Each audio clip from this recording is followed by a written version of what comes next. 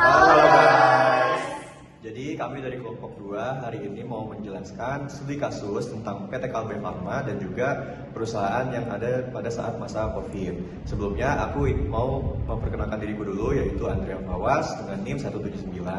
Namaku Michael Immanuel Hinaga dengan NIM 248. Nama aku Talia Tamira Zahra dengan 3 digit yang terakhir 020. Nama aku Zafanaila Nashwa dengan NIM 325. Nama aku Dela Lamesa Santi dengan NIM 114. Dengan aku Jasinda Mafakila dengan NIM 075. Nomor 1 soalnya jelaskan alasan kenapa keputusan untuk melakukan treasury stock di PT Kalbe Farma Tbk melalui rapat umum pemegang saham tahunan RUPST dan rapat umum pemegang saham luar biasa RUPSLB.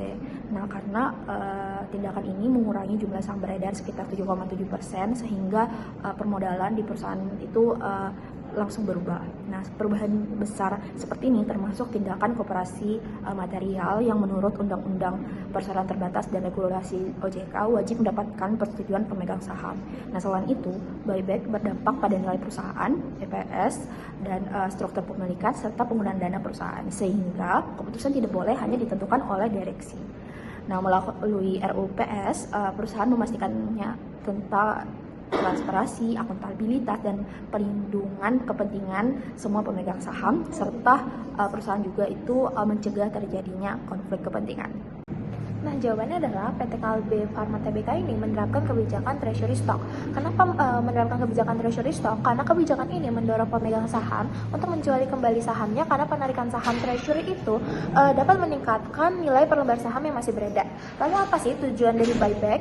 Yang pertama itu adalah menjaga dan meningkatkan laba bersih dari laba bersih per saham atau EPS. Lalu yang kedua itu meningkatkan rasio profitabilitas seperti ROA dan ROE. Lalu yang ketiga itu adalah mengoptimalkan nilai pemegang saham karena jumlah saham yang beredar berkurang. Lalu yang terakhir itu adalah memberikan sinyal positif bahwa perusahaan ini memiliki kondisi keuangan yang kuat. Nah, dengan manfaat tersebut, pemegang saham dapat melihat bahwa menjual sahamnya saat buyback itu adalah keputusan yang paling tepat. Baik, selanjutnya untuk treasury stock. Treasury stock itu adalah saham perusahaan yang dibeli kembali dari publik dan tidak memiliki hak suara, dividen, serta tidak dihitung sebagai saham yang beredar. Pembelian kembali ini dilakukan untuk meningkatkan nilai pemegang saham, lalu memberikan sinyal positif ke pasar, dan mengelola struktur modal. Lanjut ke mekanisme buyback. Jadi mekanisme buyback itu biasanya dilakukan melalui pasar reguler atau tender offer. Lalu saham yang dibeli itu dapat disimpan atau dibatalkan. Pengurangan saham beredar dari buyback dapat meningkatkan EPS dan membantu menjaga stabilitas harga, serta umumnya dilakukan perusahaan dengan kondisi kas yang kuat. Nah, selanjutnya saya akan menjelaskan kenapa perusahaan PT Kalbe Farma ini dirasa tepat karena kondisi keuangan mereka sedang menguat ketika melakukan treasury stock. Yang pertama itu karena PT Kalbe Farma sendiri melakukan treasury stock ketika kondisi keuangan mereka sedang kuat-kuatnya, sehingga saat melakukan biaya operasional dan juga pendanaan, perusahaan mereka tidak terganggu pada aktivitas ini. Terus yang kedua itu karena PT Kalbe Farma ini melakukan buyback saat masih berada di bawah nilai wajarnya, sehingga akhirnya perusahaan memberikan sinyal positif kepada investor bahwa mereka percaya dan diri terhadap prospek bisnis ke depan.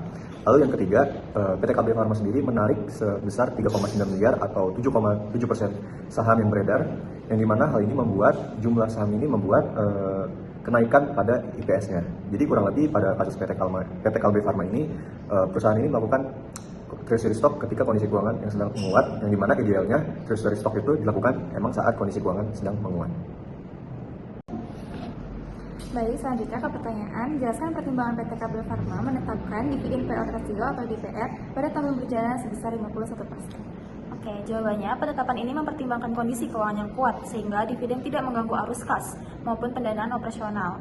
Selain itu, perusahaan sedang menarik 3,9 miliar sehingga jumlah saham yang beredar berkurang 7,7%, sehingga menaikkan tingkat EPS. Kenaikan ini menaikkan DPS sebesar Rp19, tetap terlihat stabil dan menarik bagi investor. Baik, selanjutnya, angka 51% ini juga menunjukkan antara keseimbangan bagi pengembalian pemegang saham perusahaan dan kebutuhan dari reinvestasi. Apa itu reinvestasi? Yaitu penggunaan kembali keuntungan perusahaan yang dikelola untuk perusahaan atau dalam satu bisnis, bukan dibagikan sepenuhnya kepada pemegang saham. Kemudian reinvestasi ini juga penting bagi ekspansi bisnis dari perusahaan tersebut. Kemudian angka 51% ini juga telah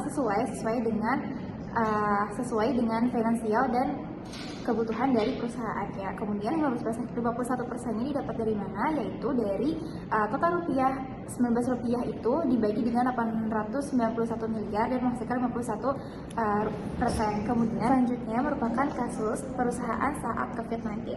Pertanyaan pertama, apa yang dimaksud dengan asas fundamental? Metode ini merupakan metode evaluasi nilai intrinsik suatu aset dari seperti saham atau mata uang dengan memeriksa faktor kondisi perekonomiannya seperti apa dan keuangan dari internal perusahaan itu tersendiri. Tujuannya apa untuk menentukan apakah harga pasar saat ini sudah sesuai dengan aslinya atau belum.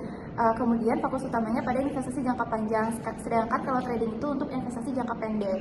Dan analisa ini mencakup dari laporan keuangan, rasio valuasi, kondisi industri, dan faktor makroekonomi seperti suku bunga dan inflasi. Dan dari analisis fundamental ini sangat cocok jika ingin memiliki portofolio jangka panjang atau memahami kualitas bisnis di skala pertumbuhan jangka panjangnya. Kekurangan dari fundamental ini sendiri yaitu data keuangannya tertinggal dari kondisi aktual pasar. Tunjukkan sektor-sektor yang sahamnya bertahan pada masa COVID-19 dan berikan alasan secukupnya. Yang pertama itu ada sektor konsumer. Contohnya ada makanan, minuman, juga kebutuhan pokok rumah tangga. Alasannya itu karena produk kebutuhan pokok tetap dibeli walaupun kondisi ekonomi menurun. Yang kedua itu permintaan stabil karena kebutuhan pokok tetap dibutuhkan sehari-hari. Yang ketiga, konsumsi rumah tangga menjadi penyokong utama pada saat COVID-19. Sektor yang kedua ada sektor telekomunikasi, yaitu ada data seluler, operator telekomunikasi, dan perusahaan tower. Alasannya yaitu ada selama COVID semua aktivitas beralih pada aktivitas online. Yang kedua ada kebutuhan internet meningkat signifikan.